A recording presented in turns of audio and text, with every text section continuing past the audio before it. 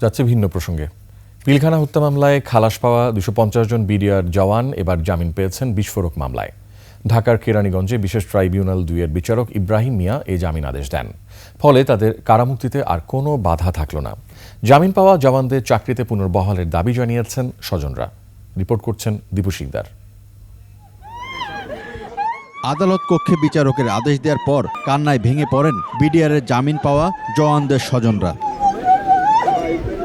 কেরানীগঞ্জ কেন্দ্রীয় কারাগারে স্থাপিত আদালতে শুরু হয় আলোচিত বিডিআর হত্যাকাণ্ডের ঘটনায় দায়ের হওয়া বিস্ফোরক মামলার বিচার। সকাল 10টার দিকে আদালতে আনা হয় আসামি বিডিআর জওয়ানদের। এদিন জামিন শুনানির আগে আদালত সাবেক সেনা কর্মকর্তা মেজর সৈয়দ ইউসুফ ইকবালের সাক্ষ্য গ্রহণ করেন। নারকীয় হত্যাকাণ্ডের বর্ণনা দেন তিনি। জানান নিজের স্বজন হারানো ও পুরো 1.5 দিনের বন্দি দশার বিবরণ। পরে তাকে জেরা করেন আসামি পক্ষের আইনজীবীরা। এরপর শুরু হয় জামিনের শুনানি। দুপুরে দেয়া আদেশে তিনি বলেন, হত্যা মামলায় খালাস পাওয়া প্রায় 250 জন বিডিআর জওয়ান যাদের বিরুদ্ধে উচ্চ আদালতে আপিল হয়নি তারা জামিন পাবেন। মহামান্য সুপ্রিম কোর্টের হাইকোর্ট বিভাগে রায় পরিবর্তন হয়েছে বা কারো বিরুদ্ধে আপিল পেন্ডিং আছে এবং বিস্ফোরক দ্রব্য মামলায় আলাদা 30 জনের মতো আসামি শুধুই বিস্ফোরক দ্রব্য মামলার আসামি ছিলেন।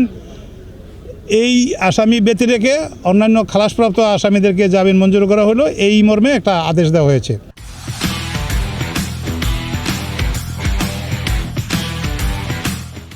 আসামি পক্ষের আইনজীবীরা বলেন, ঘটনার মূল কুশীলবরা বিগত সরকারের আনুকূল্য পাওয়ায় তারা আইন এবং তদন্তের আওতায় আসেনি। জামিননামা দাখিল করার পর আগামী 2-3 দিনের মধ্যে মুক্তি পাবেন বিডিআর জওয়ানরা।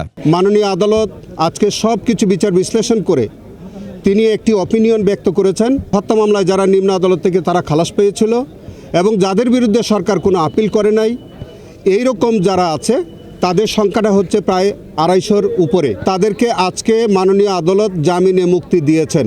এদিকে জামিন পাওয়া জওয়ানদের চাকরিতে পুনর্বহাল করে মূল অপরাধীদের শাস্তির দাবি স্বজনদের। সকলের সহযোগিতা আজকে ন্যায় প্রতিষ্ঠিত হয়েছে। যারা এর সাথে সম্পৃক্ত ছিল আমি সবার কাছে কৃতজ্ঞ।